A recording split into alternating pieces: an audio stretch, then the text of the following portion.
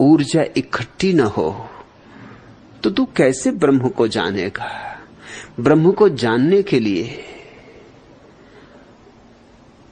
ऊर्जा चाहिए, ऐसी ऊर्जा कि ऊपर से बह उठे। अतिरेक चाहिए। ऊर्जा के अतिरेक को बल कहा है छांदोग्योपनिषद ने। ऐसी ऊर्जा चाहिए कि तुम संभाल ना सको, तुम्हारे ऊपर से बहने लगे। इतनी ही ऊर्जा हो तो ही सत्य को जाना जा सकता है। निर्वीर्य सत्य को नहीं जान सकते। तुमने कभी सुना ना होगा कि कोई नपुंसक और ब्रह्म ज्ञान को उपलब्ध हुआ हो। वीर्यवान, ऊर्जा से भरे हुए लोग। वृक्ष पर फूल कब खिलते? जब वृक्ष के पास इतनी ऊर्जा होती कि अब उमंग में लुटा सकता है, तब फूल खिलते।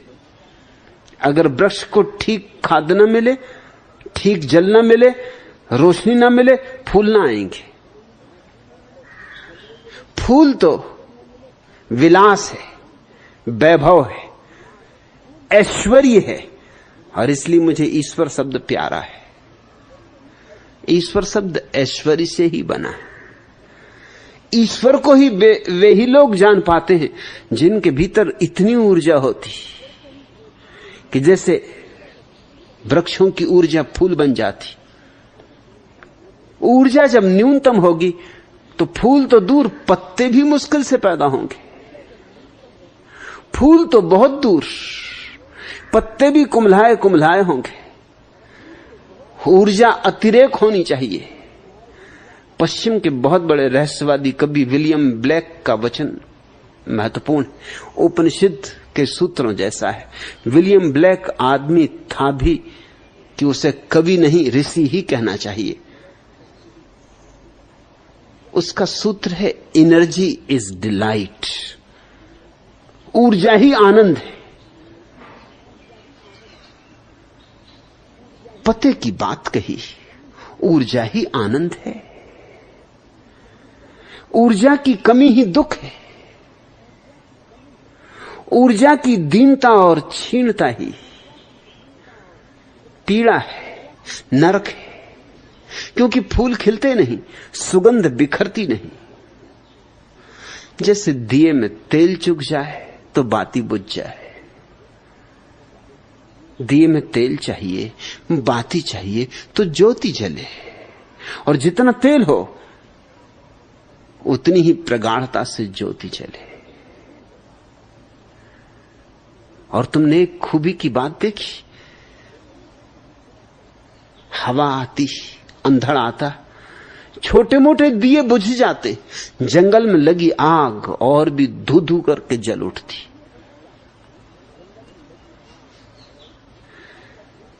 छोटे दिए बुझ जाते, हवा का झोंका आया कि गए। लेकिन बड़ी आग और बड़ी हो जाती। तुम्हारे भीतर ऊर्जा हो तो परमात्मा की ऊर्जा भी तुम्हारी ऊर्जा में संयुक्त हो जाती। तुम्हारे जीवन में यूं आग लग जाती जैसे जंगल में आग लगी हो।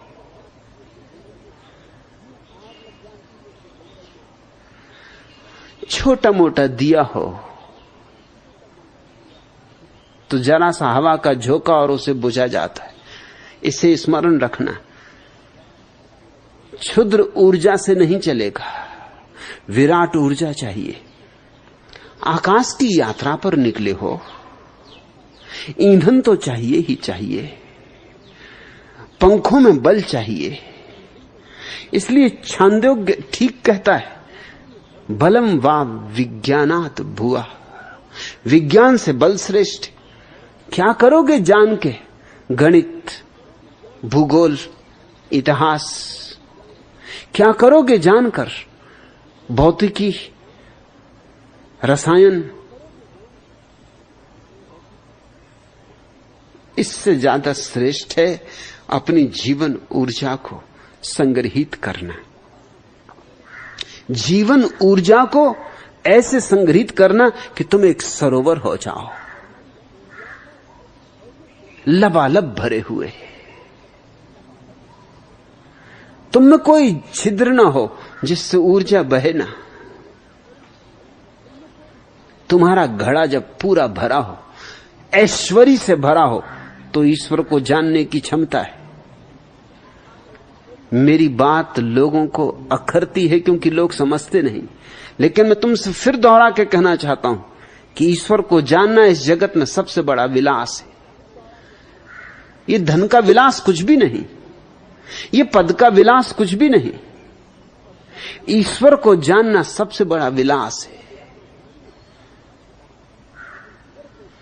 क्योंकि वह परम ऐश्वर्य की अनुभूति है। और उस परम ऐश्वर्य की अनुभूति के लिए पहले तुम्हें ऊर्जा को बचाना होगा, संग्रहित करना होगा। और तुम व्यर्थ गंवा रहे हो। तुम्हारी 99% ऊर्जा कचरे घर में जा रही। फूल उगे तो कैसे उगे, ज्योति जगे तो कैसे जगे। नृत्य हो तो कहां से हो, थके मांदे तुम क्या नाचोगे। टूटे फूटे तुम क्या नाचोगे। और जब नाच नहीं पाते तो बहाने खोजते हो, कहते हो आंगन टेढ़ा। नाच न आवे आंगन टेढ़ा। अब आंगन के टेढ़े होने से कुछ नाचने में बाधा पड़ सकती। अरे जिसको नाचना है, आंगन टेढ़ा हो कि सीधा हो, नाचेगा। अगर नाच है तो आंगन को ही सीधा होना पड़ेगा। नाचने वाले की ऊर्जा आंगन को सीधा कर देगी। आंगन का तिरछा होना कहीं नाचने वाले को रोक सकता है। लेकिन क्या क्या बहाने हम खोजते। ऊर्जा की कमी है। पूछते फिरते हैं कि जीवन में दुख क्यों है। दुख का कारण सिर्फ इतना है कि सुख होता है ऊर्जा के अतिरेक से। महा अतिरेक से आनंद होता है। और तुम्हारे जीवन में बूंद बूंद कर सब चुका जा रहा है। और ख्याल रखना, बूंद बूंद गिरता है, लेकिन गागर ही नहीं, सागर भी खाली हो जाता है। बूंद बूंद गिरता रहे, तुमसे अलग होता रहे। बूंद बूंद टपकती रहे तो गागर तो खाली होगी ही, सागर भी खाली हो जाता है। और तुम किस किस तरह से अपनी ऊर्जा को व्यर्थ कर रहे हो। तुम्हारे पास जितनी इंद्रियां हैं उन सब से तुम दो तरह के काम ले सकते हो। एक तो ऊर्जा को भीतर ले जाने का, और दूसरा ऊर्जा को बाहर फेंकने का। यही अंतर्मुखी और बहिर्मुखी का भेद है। बहिर्मुखी मूढ़ है।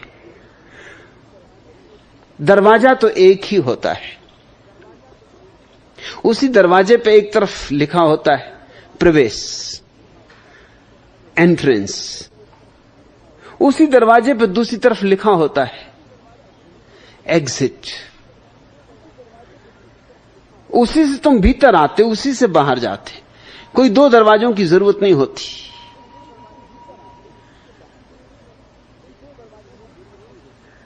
एक ही दरवाजा काफी होता है। तुम्हारी आंख से तुम्हारे देखने की ऊर्जा बाहर भी जाती और भीतर भी आती। जो समझदार है वो आंख से ऊर्जा को इकट्ठा करता है, और जो नासमझ है वो गंवाता है। जो नासमझ है आंख उसके लिए छेद हो जाती, और जो समझदार है आंख उसके लिए संग्राहक हो जाती। बुद्ध ने कहा है राह पर चलो तो 4 कदम से ज्यादा मत देखना। क्यों? क्योंकि ज्यादा की क्या जरूरत है। चलना है तो 4 कदम देखना पर्याप्त है। जब 4 कदम चल लोगे तो 4 कदम आगे दिखाई पड़ने लगेगा। 4 कदम देखते देखते तो हजारों मील की यात्रा पूरी हो जाएगी, लेकिन तुम 4 कदम छोड़ के सब देखते हो। वो 4 कदम भर नहीं देखते जो चलने। दीवाल पर लिखा है डोंगरे का बालमृत, पढ़ो।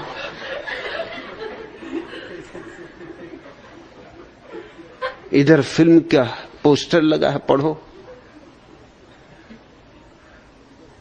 इधर कोई खोंचे वाला खड़ा है,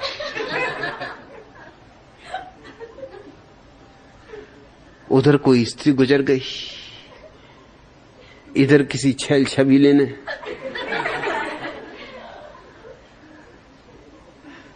कोई फिल्मी धुन छेड़ दी। क्या क्या हो रहा है चारों तरफ, तुम करो भी क्या? आंखें भागी फिर रही, सब तरफ भटक रही। वैज्ञानिक कहते हैं कि आंख से मनुष्य की 80% ऊर्जा बाहर जाती।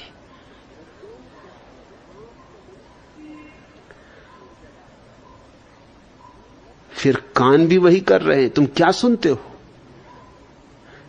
गलत हो तो जल्दी सुनते हो, ठीक हो तो सुनते ही नहीं।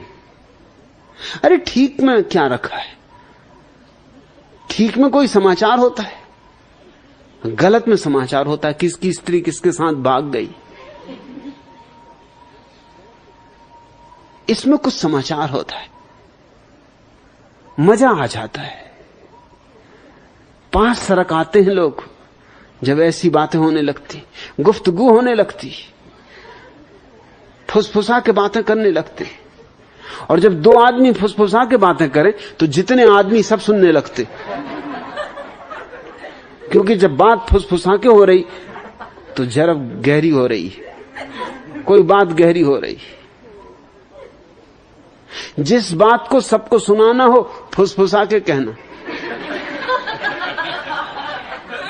किसी के कान में कह देना और उससे यह भी कह देना कि भैया किसी को बताना मत, कि कसम है तुम्हें मेरी, अगर किसी को बताओ बस वो बात पूरे गांव में पहुंच जाएगी, वो हर एक के कान में पहुंच जाएगी। कचरा सुन रहे हो, कचरा देख रहे हो, कचरा पढ़ रहे हो, और फिर कहते हो दुख क्यों है? कचरा खा रहे हो, कचरा पी रहे हो। तुमसे शुद्ध जल न पिया जाएगा, कोका कोला चाहिए।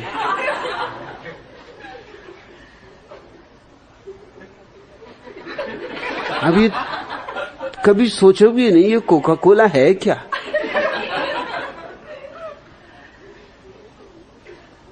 इसमें है क्या? मगर सारी दुनिया पी रही, और अखबारों में बड़े बड़े पोस्टर छपे हुए।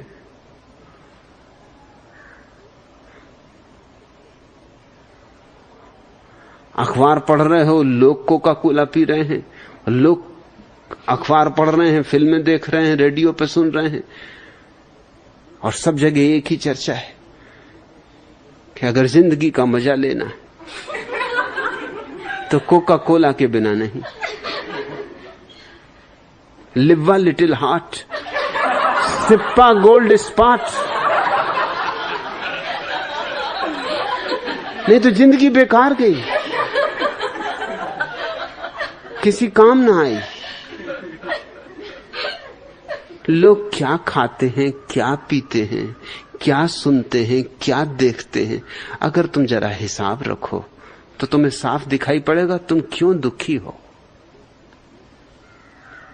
जो सुनने योग्य हो अगर वही सुना जाए, और जो देखने योग्य हो अगर वही देखा जाए, तो तुम्हारे जीवन की 90% ऊर्जा तो अपने आप सुरक्षित हो जाएगी, अपने आप।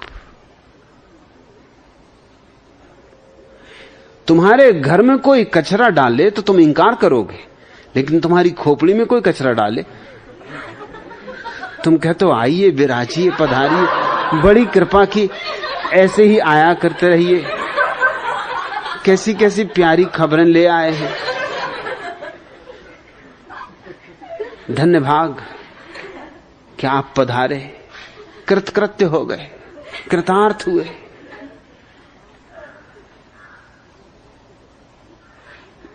फिल्में देखने जा रहे हो